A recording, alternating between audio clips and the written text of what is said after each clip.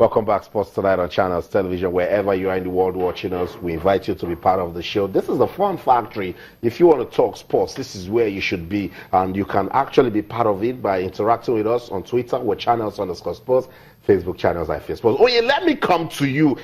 When Toby was speaking, the tone was that of disappointment, because these are KCCA. They're supposed to be the whooping boys of that group. Where are you putting your blame? The defense? Yeah, shocking defending, Austin. I mean, you can't, at this level, these are schoolboy defending. I mean, Maxon Ojobo has been on the continent for over 7 years. He's a former Enyimba player. He has played this kind of game. And you expect that he has the awareness. And when you look at the entire Rivers United team, it's shocking the way they have played this season on the continent. You know, the whole story started before they left Nigeria. All these issues about ball not being, you know, they didn't get the balls, the official balls. And I was asking, why do they always look for excuses here and there? You know, who is responsible, you know, for these balls? We learned that the balls have been sent to the NFF, through CAF sent it to NFF, and they were not able to get the balls that they had to. That was the same thing that happened in the previous games. I mean, these are cock and bull stories. You know, I mean, somebody should be held responsible. And on the field, the defending was shocking. You know, Maxon Ojobo, the first goal is as if the Rivers United defender literally gave the ball to the striker. I mean, it's shocking. At this level, if you are not scoring, then you shouldn't be conceding such cheap goals. Playing an away game. Just look at that. Just look at this. Left your man. No defending whatsoever. From a set-piece position, striker has a chance to bring the ball down, add all the opportunity in the world to shoot. If you cannot get a point from a venue that cannot accommodate about 10,000 fans, where are you going to get the points from? From Morocco or Tunisia, where you have about 50, 60,000 fans? They have lost in Tunisia already. So, I mean, this was, you know, this should have been a good hunting ground for Rivers United, but they have not taken their chances. Let's go defensive. I'm really disappointed. That's it. Even on social media, that's the look and feel I'm getting. Fans of Rivers United not happy with the way their team, you know, went to Uganda to blow that one. I will give the team some time to rest. Tomorrow we'll try to put on officials of Rivers United on the program. Let's hear from them. What really went wrong in that game against KCCA of Kampala, Uganda? Let's get on with the show. Now talk about the under-20 FIFA World Cup. Africa's remaining representative, Zambia. That's another disappointing story again, Toby. I've not even thrown my question to you, and you're shaking your head. Football is crazy. Honestly, they got everything for them in this one. I mean, the opponent even went one man down Italy in this one. Got everything. I think it was really obvious from the last game when the opponent really gave them a big fight after they went ahead. I think with 2 goals, and they came back and leveled their scores.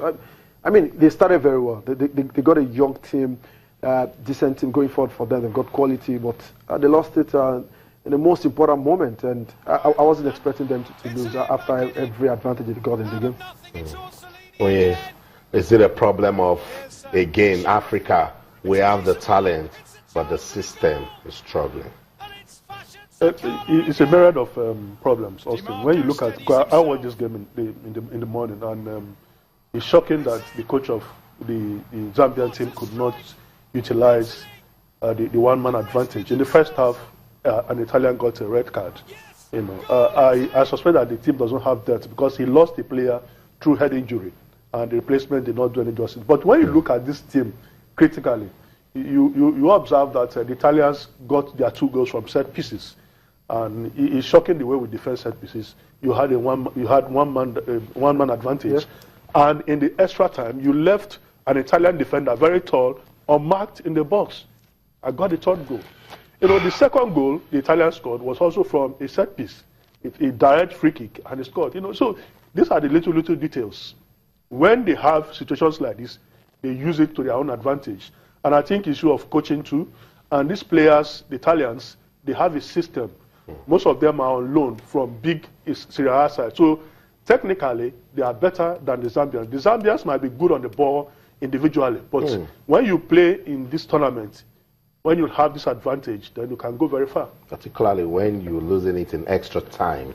That shows you never wanted it. So that's the story. Africa's remaining representative, Zambia, they have crashed out of the quarterfinal of the ongoing FIFA Under-20 World Cup taking place in Korea Republic. So that's the story. Nigeria didn't qualify for that one, but we're rooting for our African brothers. Lessons. They'll come back home with lessons. Let's hope that they will learn. Let's talk about match day 22 now of the Nigeria Professional Football League. This is the plot. Let's tell you the plot. Enyimba needed to win against Plateau United, and they did. Who also needed to win? The game in Ibadan, 3SC defeated Sunshine Stars 1-0, but with a lot of talking points. We'll break it down. But guess who is still struggling? Enugu Rangers, they couldn't win at home. Let's talk about match day 22 of the Nigeria Professional Football League now. That's it right there. Enyimba defeated Plateau United 1-0. Enugu Rangers and Nasarawa United played 1-1.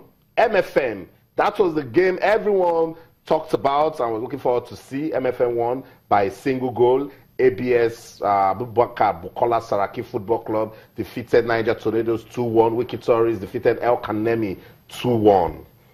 Match day 22 of the NPFL gets our attention now. 3SC of Ibadan defeated Sunshine Stars of Akure 1-0. That's what the table looks like now. Plateau United still on top of the table despite that loss to Enyimba. But see what that victory did to MFM. Shut them to number 2 on the table. El Kanemi Warriors dropped to 3rd, and Ifeanyi Uba now 4th on the table with Enyimba. Watch that team closely. They're showing good mentality, good champion stuff. Gradually, they are climbing the table, and it's a matter of consistency. We might just be, talking about Enyimba again, because we all know they're playing in Calabar and they're trying to adjust to that pitch. Now, let's talk about let's begin with Abubakar Bukola Saraki defeating Niger Tornadoes 2-1. We have pictures from that game. Good one for them, and that's what it did for them on the league table. Shot them to 11th. Yinka Owulewa was here last week. He said they needed to win this one, and they've done that now, so it's looking good for them. Kano Pillars also won their game. Let's see pictures. Let's go to Ilorin and see how Abubakar Bukola Saraki got that goal, that victory against Niger Tornadoes. But you were in Ilorin for that kit launch. Yeah. It seems they're already doing well with that. Yeah, I mean, they also said the kit company mentioned the fact that they were attracted to ABS quality of football. I mean, they've got a basic program, working for them over the years. Even when they got relegated, they stick to it. They tiki-taka style. They got a manager, Amaka, who spent so many years in Spain. And this game was a difficult game for them against a decent Niger Tornadoes. Mohamed, scored for them in this one. And interestingly, to see an away team, got awarded a penalty kick. That was Niger Tornadoes. Wakili, level scores for Niger Tornadoes. It's good to see an away team getting a penalty. And I mean, less than 5 minutes to end the game, Mohamed scored the winner for them. It was a difficult game. I saw tweets about how difficult it was. How Tornadoes really showed up, with a lot of experience, with a lot of quality in that one, and they gave them a big fight. Like, the media officer said, it was very important for them to win because they're really dropping down, and this victory has really taken them off that, poor situation on the log. So that's it. ABS, good victory for them. Let's leave that game now. After the action comes the reaction. Let's listen to Henry Makinwa. He's been speaking after that victory. We'll be right back. Well, at times you plan another way, it comes another way.